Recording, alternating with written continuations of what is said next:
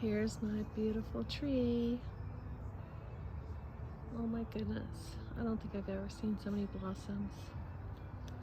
And do you see that rock right there?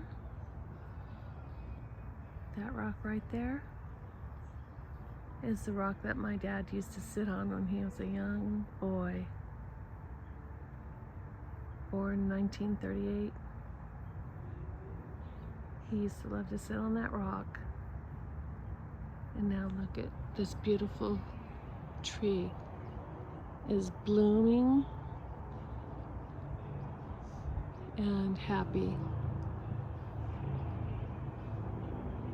I miss him.